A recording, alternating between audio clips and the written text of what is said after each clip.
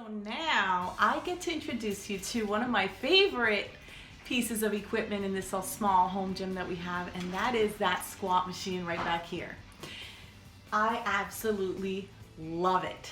For me personally, doing squats hasn't always been an easy task. My heels would hurt and my knees would hurt. So I'm gonna show you how this works for me, and then I'm gonna show you what I would use in my home if I didn't have it, and what I used to use before I had this thing. Oh, here we go.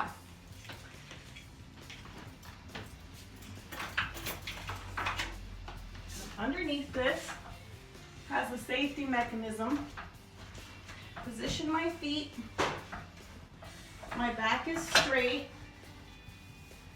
Okay, and I'm gonna remove that safety lever, hold myself in place, and bring myself down. I don't want to go all the way down because that won't work for me. And I've discovered by doing that, my back was hurting or my knees would hurt. And the best position would be to keep my legs straight in a sitting position. So this is as far as I can go. And then I'll go up and back down, slowly giving myself the resistance that I'm looking for with this. Okay, now, getting out of this thing is always an interesting experience, but I'm gonna show you now what I would do without that thing and what I used to do without that thing. Give me a few seconds and I'll be right back. I'm back. Now, before we had this beauty right here, I used to dread squats. I couldn't stand them.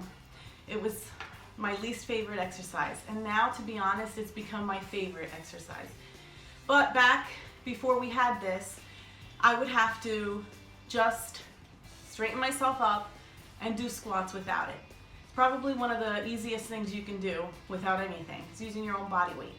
But for me personally, I was feeling a lot of pain on my heels, and I was feeling it in my joints, on my knees. So I'm going to show you how and what I would do without this guy right over here.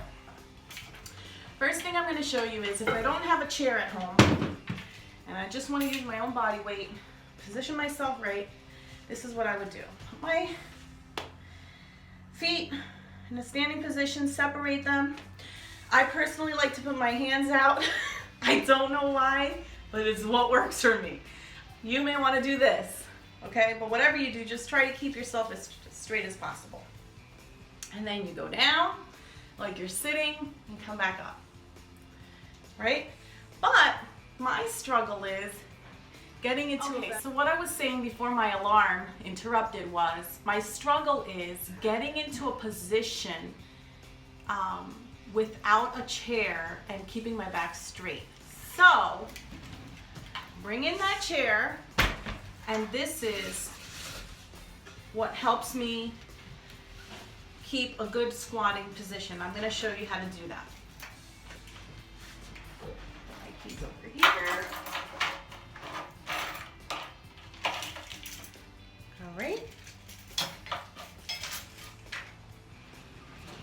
Now, I don't use this anymore, but like I said, my struggle was keeping a good position. So if you're having the same struggle I used to have, get a chair. Let me just show you this way. Get a chair, and you can use it to help balance yourself.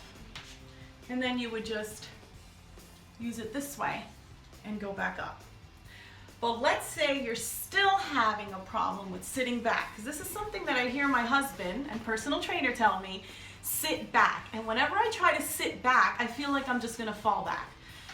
So here's what you do. Position your chair, I'm gonna give you the side view, and use it to literally sit back, okay? So down, up, down, up. You don't want jerky movements or anything, but bring yourself up, keeping your heels down, and that is the kind of movement you would have while using your chair at home and keeping your balance. Hope that works for you. It has worked for me before we were blessed with this thing behind me. Like I said, it's my favorite thing in the house. And it definitely helps me. But if you don't have that, or if I didn't have that, this right here, which we all have, I highly doubt any of us are eating our dinner on the floor. This will definitely come in handy. Now, to show you what we would do for the next exercise.